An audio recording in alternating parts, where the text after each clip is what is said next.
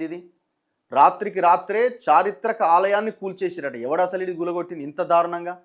నర్సంపేటలో integrated school కోసం contractor దుశ్చర్య. బడికి గుడికి ముడిపెట్టి గుడిని కూలగొట్టిరట. ఇప్పుడు ఇది గుడే కాదు, ఇది దీని వెనకాల పెద్ద చరిత్ర ఉన్నది. ఒక హెరిటేజ్ లాంటి, అక్కడికి వెళ్తే ఒక రకమైన ఒక వైబ్ ఉంటుంది. అట్లాంటివి మనం ఉండాలి కదా. ఇగో కుప్పగా పోసిన ఆలయ శిథిలాలట. ఎవడు అసలు వీడు కాంట్రాక్టర్ ఎవడు అసలు? ఇంత దారుణానికి ఎట్లా ఒడిగడతారు? నర్సంపేటలో ఇంటిగ్రేటెడ్ స్కూల్ కోసం కాంట్రాక్టర్ దుశ్చర్య. గల్లంతైన కాకతీయ గణపతి దేవుడి కాలం నాటి శాసనం. పునర్నిర్మాణానికి చర్యలు తీసుకుంటాం. ఎమ్మెల్యే మాధవరెడ్డి. ఇప్పుడు ఎమ్మెల్యేకి తెలవకుండానే జరిగింది అది. ఎట్లా కూలగొడతాడు వాడు అసలు?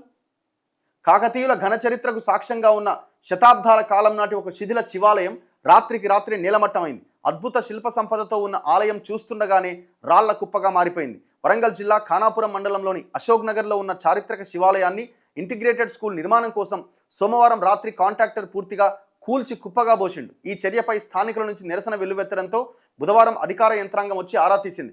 ఆలయం కూల్చివేత విషయం తమకు తెలియదని అధికారులు చేతులు దులుపుకునే ప్రయత్నం చేశారు. ఈ ఆలయాన్ని 1213లో కాకతీయ రాజు గణపతి దేవుడు నిర్మించినట్లు చారిత్రక ఆధారాలు ఉన్నాయి.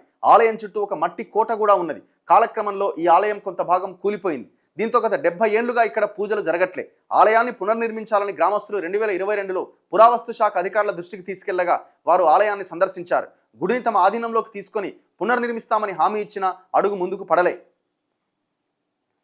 తాజాగా ఇంటిగ్రేటెడ్ స్కూల్ నిర్మాణానికి బుల్డోజర్తో ఆలయాన్ని పూర్తిగా నేలమట్టం చేశారు. మట్టి కోటను కూడా కొంతమేర తొలగించి రహదారి నిర్మించారు. ఈ ఆలయంలో కాకతీయుల కాలం నాటి శాసనం ఉందని, ఆలయాన్ని కుప్పగూల్చడంతో అది కూడా గల్లంతైందని స్థానికులు చెబుతున్నారు.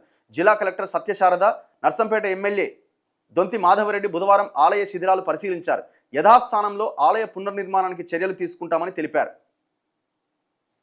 శివాలయం పురావస్తు శాఖ పరిధిలో లేనందువల్ల హద్దులు గుర్తించలేదు. త్వరలోనే పురావస్తు శాఖ పరిధిలోకి తీసుకెళ్లి పునర్నిర్మాణం చేపడతామని తెలిపారు. కూలగొట్టి పునర్నిర్మాణం ఏందండి? అసలు కాంట్రాక్టర్ ఎవడా పనిచేసింది? ఎంత ఘోరం అసలు.